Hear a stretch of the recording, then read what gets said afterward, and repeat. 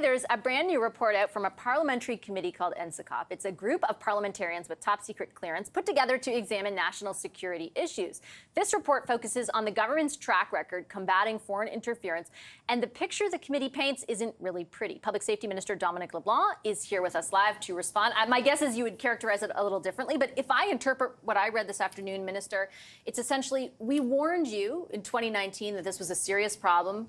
You were very slow to act. Your government was very slow to act. And the consequence of that is not small in any way. There have been real tangible consequences to the slowness, the delay with which your government acted in response to the threat as they laid out. How would you respond to that? I don't think we reacted in a slow manner at all. I think that our government was the first government to put in place a series of measures to detect and disrupt foreign interference. None of this existed before we formed the government in 2013 when Mr. Poilievre was responsible for democratic institutions. CSIS publicly talked about the growing risk of foreign interference in elections. They did absolutely nothing. So we put in place a series of measures for the 2019 election, and we continued to evolve and adjust them and strengthen them based on expert reviews of the measures, based on the advice of security and intelligence agencies. But obviously, the report that we got today from this committee of parliamentarians that did good work at the government's request will form part of our continued efforts to evolve these measures as the threat evolves as well. But you seem to view it completely differently. You say you're the first government to do anything about it. Fine. But this is how they characterize it. The slow response to a known threat was a serious failure, and one from which Canada may feel the consequences for years to come. The implications of this inaction, referring to your government's inaction, include the undermining of the democratic rights and fundamental freedoms of Canadians, the integrity and credibility of Canada's parliamentary process, and public trust in the policy decisions made by the government. That's not nothing. It's not nothing. It's a different conclusion that Justice Hugg came to when she issued the interim report of her public inquiry. A Court of Appeal justice who looked at these same issues came to a much less dramatic conclusion. But Vassy, so our you government choose to believe her because it's better for your government? Vassy, that's a very cynical way to look at this. I have said from the beginning that our response to the evolving threat of foreign interference has to take into account the way that hostile state actors are evolving their tactics. And this is part of our effort to understand that, and we'll look at those recommendations in this report, obviously, very carefully. There's another final report coming out from Justice Hugg. We had a National Security and Intelligence Review Agency report. And the good news is we have before Parliament now legislation which will strengthen our ability to counter foreign interference, that all political parties are working very collaboratively together to hopefully adopt this in the next few weeks. So I'm very optimistic. I do want to ask about those recommendations and what your government's going to do. But I think the implication that the opposition, some members of the opposition have made over the last period, I think backed up by the conclusions, even though you disagree with them, that this committee reached, is that essentially your government was slow to act because this foreign interference benefited your party. Do they have a point? That's a ridiculous assertion for them to have made. Mr. Poilievre at one point said, of course, when he was minister, he did nothing about it because it wasn't in the partisan advantage of the Conservatives. Protecting democracy, and this phrase from the committee report today is obviously worrisome when it talks about undermining the confidence of Canadians in democratic institutions. All of us need to take that very seriously. Our government does. Do you really think your government was taking it seriously? Why would this committee, of people who are Liberals as well, arrive at that conclusion if the opposite was true? Well, I can't speak for the committee, Vassy. I am telling you that our government has taken this issue extremely seriously and has put in place a series of innovative measures, including, for example, leading the G7 in a rapid response mechanism around disinformation. These are conversations that I have with Five Eyes ministers.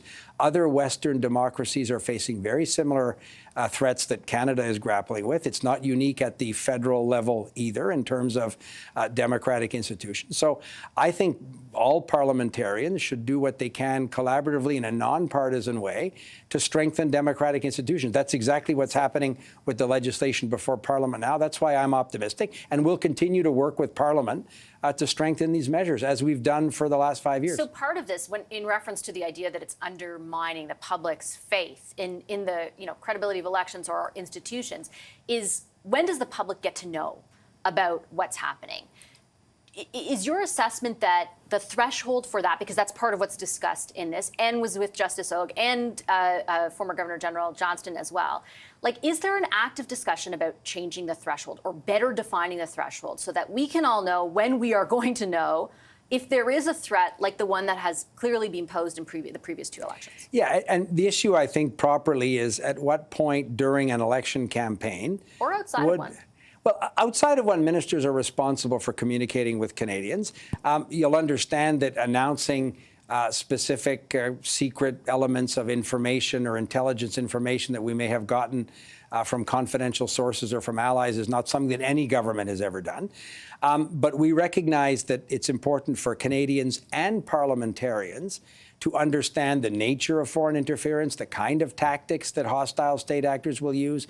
That's why there were over 300 briefings of officials, including elected parliamentarians, at our request that CSIS and other agencies did. So I talk to premiers about this all the time. I make CSIS officials available to speak with premiers and provincial ministers. But what about the regular people? I understand that you're talking about officials and politicians who will be further briefed and perhaps briefed to an amplified degree.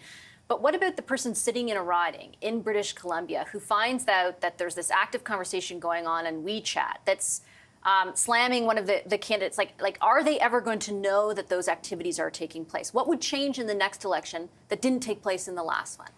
And that particular circumstance was decided by a group of 5 of the most senior public servants with expertise in this during the election period, the caretaker period. They decided in their judgment, aware of those circumstances, not to publicly discuss those incidents. And I think it's important to know that Justice Hogg also said in her judgment she cannot conclude in a definitive way that that particular example would have led to a different electoral outcome. And I would never imply otherwise. But the candidate in question felt like he was drowning and your government was watching. Is the judgment of that panel, for example, that judgment has been called into question? Do I interpret that you're not willing to change anything, that the same practices will be employed? We think the threshold has to remain deliberately very high because people who seek to undermine public confidence in an election, imagine if you had a panel of the most senior public servants chaired by the Secretary to the Cabinet, with the Deputy Minister of Foreign Affairs and the Deputy Minister of Public Safety announcing in the middle of an election that in riding X, we have a concern about some disinformation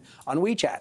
So that in it of itself would become an explosive circumstance that would actually confirm the efforts of people seeking to undermine public confidence. So we have to trust that independent, nonpartisan experts have the judgment and the authority to decide when it's appropriate, and that we have a lot of confidence in the process we set up. There is something, though, in this report that highlights the sort of distance between the type of people that you're talking about in and around the Prime Minister, the highest level of the bureaucracy, and the intelligence community. That the intelligence community, the report very specifically says, took this issue very, very seriously, and the people in and around the other circles did not. So again, like, is there not a little bit of discussion to be had, perhaps, about the systems that you have put in place, the committee that is in place, to decide on this threshold, if it is not worth a second look?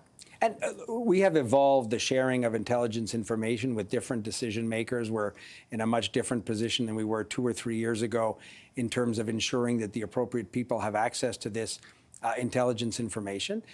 But we think that it has to be, particularly during an election period itself, during a writ period, when the country is in the middle of an election, the idea that senior public servants or others would publicly discuss what is highly sensitive intelligence information at the base, would discuss publicly, would seek to actually confirm what these hostile state actors are doing, and might in fact lead, as Justice Hogg and others noted, to a distortion of the intelligence information. I just have time for one final question. Is there a middle ground? Like, I take the point that you're making. You don't want to set off alarm bells and then make the situation worse. At the other end of it, you have a candidate who felt like he was drowning and the government was watching. Like, is there a middle ground, and why do you not appear more open to one? Well, we're always open to working with MPs and political parties. Again, we were the first government ever to make available the most sensitive intelligence information to representatives of all the political parties. They had a series of direct access to intelligence officials where they could ask these questions, including during an election campaign. But They got no answers. no other democracy, Vassy, is out discussing sensitive, intelligent information from highly sensitive sources in the middle of an election campaign with specific individuals that might reveal specific sources who they themselves would be subject to very serious threat. That's simply not the way any of our allies have operated. And I think we have to be responsible before we would pretend that there's some easy, simplistic solution like that. Okay, I'll leave it on that note. Minister, I appreciate you coming in very much. Thank you. Thanks, Vassy. Have a great evening.